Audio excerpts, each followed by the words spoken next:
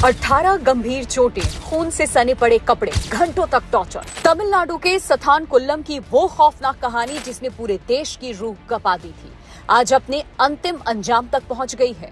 खाकी के अहंकार और बर्बरता पर न्याय का सबसे बड़ा प्रहार हुआ है।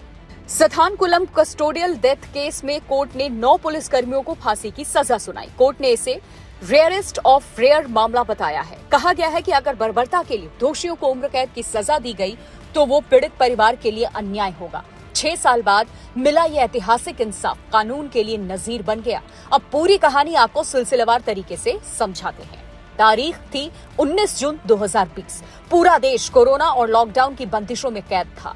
सथानकुल्लम में मोबाइल दुकान चलाने वाले पी जयराज को पुलिस ने सिर्फ इसलिए उठाया क्योंकि दुकान तय समय से कुछ मिनट ज्यादा खुली थी।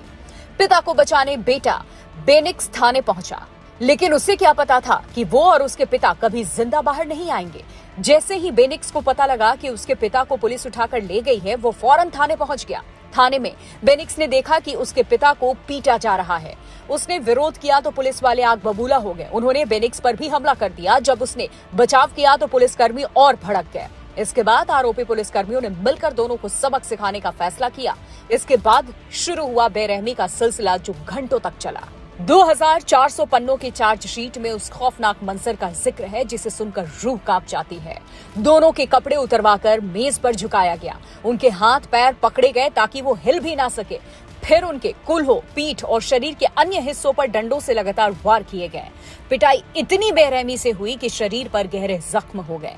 इतना ही नहीं, रिपोर्ट के मुताबिक दोनों को अपने ही खून को अपने कपड़ों से साफ करने के लिए मजबूर किया गया। यही नहीं, रिपोर्ट में दोनों के शरीर पर 18 गंभीर चोटों का जिक्र किया गया।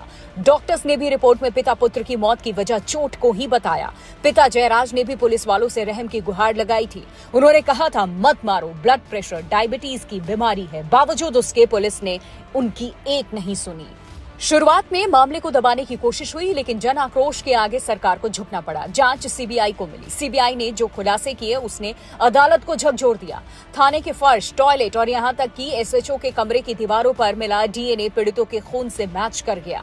2427 पन्नों की चार्जशीट में दर्ज एक एक गवाही ने पुलिसकर्मियों के जुल्म की दास्तां बयां की। इंस्पेक्टर श्रीधर और सब इंस्पेक्टर रघु गणेश की अगुवाई में कानून के रखवाले ही भक्षक बन चुके थे।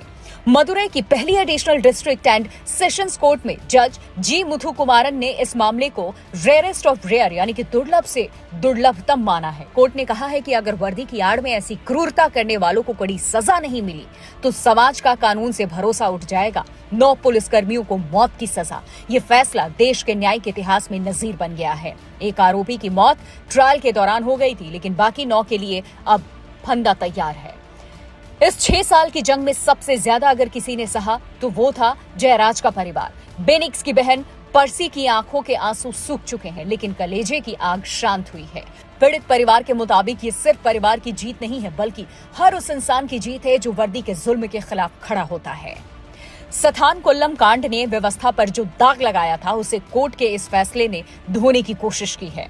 ये फैसला संदेश है कि लोकतंत्र में खाकी सेवा के लिए है, सितम के लिए नहीं। कानून से ऊपर कोई नहीं, चाहे वो वर्दी में ही क्यों ना हो। न्याय में देरी हुई, लेकिन न्याय की लौ बुझी नहीं।